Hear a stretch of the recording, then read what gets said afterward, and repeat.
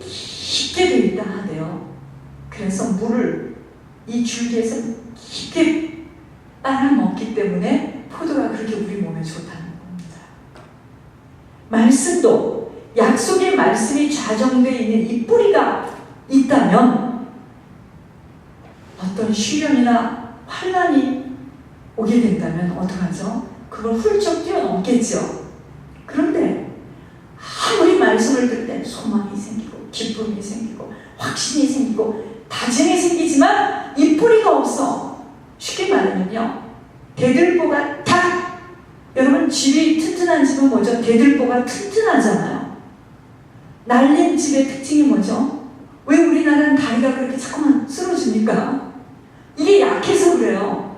예를 들어서 자갈을 트럭으로 1000개를 넣어야 되는데 한 60개만 넣고 40개는 떼어먹어. 이 사람이 떼어먹고 저 사람이. 그러니까 분명히 100개, 1000개가 들어가기로 돼 있는데 실제로 지금 들어간 것은 60개밖에 안 들어가 있다. 그럼 이건 어느 날인가 팍 쓰러지죠. 그래서 우리 자꾸 팍 쓰러집니다. 건물들이 자꾸 쓰러져요. 원리 원칙대로 못 지었어. 우리가 말씀을 듣고 그 말씀을 삼키면서 말씀 때문에 모든 걸 이기고 싸워서 나가는 만큼 이 뿌리가 내려져 있기 때문에 칼을 갖다 들이대보세요. 뭘 갖다가 해보세요. 끔찍 안 합니다. 그런데 이 뿌리가 없기 때문에 쉽게 말해서 이 대들보가 약하니까 한국의 다리가 팍 쓰러지는 것처럼 이게 약하니까 뿌리가 없으니까 시련과 환난이 오면은요 끌려가는 줄도 모르고 사단에게 이끌려서 가요. 그냥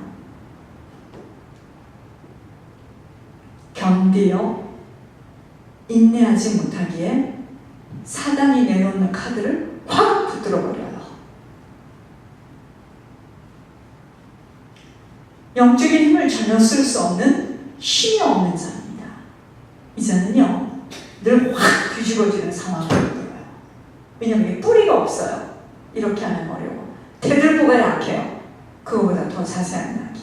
한국의 다리가 무너지는 거는요, 아까 제가 말씀드렸잖아요. 모래가 일정량의 모래가 들어가야지만 다리가 튼튼하게 세워지는데 띄어먹었어요. 여기서도 띄어먹고 저 사람도 띄어먹고 골고루 띄어먹다 보니까 적은 양의 모래가 들어가니까 이게 나중에는 어느 시간이 돼가지고 시간이 지나니까 이게 팍 쓰러지는 거예요. 저희들도 몰라요. 말씀을 들을 땐 몰라요. 그러나 이 말씀에 뿌리가 내려졌는지 안 내려졌는지는 하나님께서 테스트인지도 모르는 테스트가 올 때, 세상 시험은요 소문이라도 나고 나 내일 시험 봐요. 이건 언제 테스트가 왔는지도 모르는데 순간에 보면 아 이거 테스트였구나. 왔을 때 팍 넘어집니다. 영적인 예배 속에요 천국의 소망을 갖는 말씀을 듣다가도 돌아서서 나가면 세상의 땅에 대한 미련과 염려로 인하여 보여지는 세상 일들로 마음을 상하고 자신의 한계를 뛰어넘지 못하는 자아와 자존심의 상처로 인하여 낙심하는 자입니다. 늘 비교하고 부러워하고 세상이 커 보여서 지난날의 시간을 한탄하는 상처 많은 자이기에 생명의 근원이요 흐를 수 없어서 약속의 말씀은 열매로 나타날 수가 없어요. 즉 다시 말하면 왜 뿌리가 그렇게 내려지지를 못했느냐, 왜 이렇게 말씀을 들었는데 말씀의 뿌리가 그렇게 내려지지 못하였느냐면은 그게 이것 때문이라는 거예요. 땅에 대한 미련이 많아. 땅에 대한 염려가 많고. 예를 들어서 아이를 키우는 엄마가요, 아이를 보면 아이가 막 대견하고 내 슬픔은 갑자기 없어지고 아이가 크는 걸 보면 막 기쁨이 올라. 그거 가짜 기쁨입니다.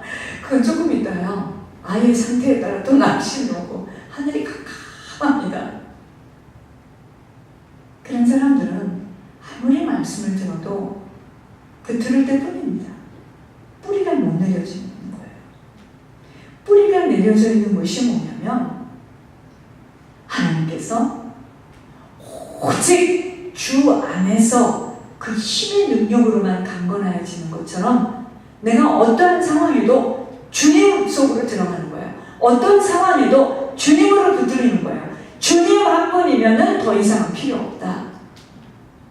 누가 나를 못 알아주어도.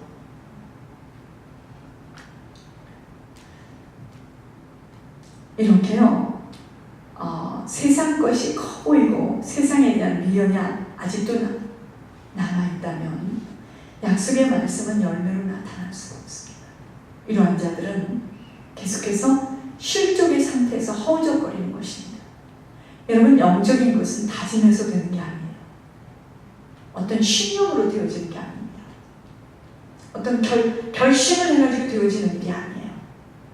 내가 영적인 근력이 세워지는 것만큼만 내가 이것을 지속할 수 있고 아무것도 보이지 않아도 그 약속 붙잡고 가는 거예요.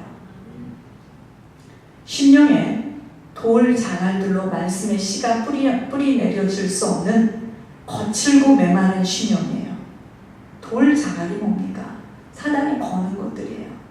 다 세상 것들입니다. 주는요, 책략에 크시며 하시는 일에 능하시며 인류의 모든 길을 주목하시며 우리가 가는 모든 길과 우리의 모든 행위의 열매대로 보응하시는 분이시기에 먼저 하나님의 말씀이 내 인생의 축이 되어져야 됩니다. 대들보가 되어져. 이 말씀에 대한 확신이요, 내 심령에 굳어져야 합니다. 그런데 우리는 말씀보다는 나잖아요. 말씀보다는 나의 배경이잖아요. 이래서 문제입니다. 이것이 바로 말씀이 열매로 맺어질 수 있는 자의 조건입니다. 그래서 제가 수요일 때 말씀드렸지만 그 쓴뿌리 상처로 인하여서 견고하게 진을 치고 심령 깊은 곳에 혈 속에 숨어있는 악령들로 인하여 갈기갈기 찢겨진 심령으로, 여러분, 이런 우리가요, 쓴뿌리로 그 상처 때문에 그 쓴뿌리가 지금 깊이 내려져 있는데 이 쓴뿌리로 인하여서 내 안에 견고하게 진을 치고 있는데 안 보여. 이렇게 말씀을 증거하고 있다 해서 그 견고하게 진을 치고 있는 것이 없는 게 아닙니다. 어디 숨어 있는데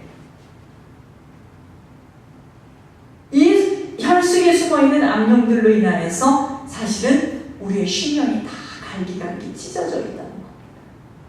그러니까 아무리 말씀을 들어도 귀로 들은 말씀이 머릿속에 자정하고 있기에 현실에서 문제를 만날 때마다 숯뿌리의 가시채가 탁 튀어 올라와요.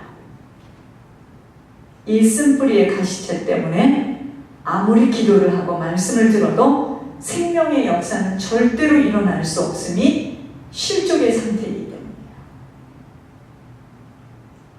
그러니까 우리가요, 주 밖에서 울고 웃고 짜증내고 혈기내는 거예요. 치유받지 못하면 실족한 상태로 계속 원망하며 지루해하며 허망한 시간을 보내게 되는 것이,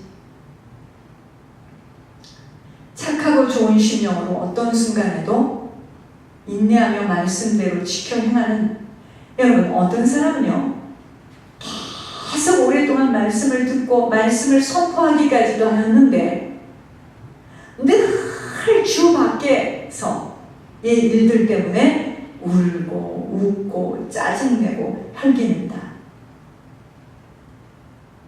그러면요, 아무리 말씀을 많이 들었고 말씀을 선포하는 자리에 섰다 할지라도 계속 나는 그러한 자는 실족한 상태로 원망하게 되죠. 그리고 이게 너무 지루합니다. 지루한 만큼은 시간을 다 보내겠죠. 그런데 어떤 사람은 이제 막 들었는데 착하고 좋은 심령으로 어떤 순간에도 인내하며 말씀대로 지켜 행하는 이러한 자는요, 듣긴 아주 적은 시간이었는데 나중된 자가 먼저 된 결실을 보게 된다는 거 잊지 않아야 돼요.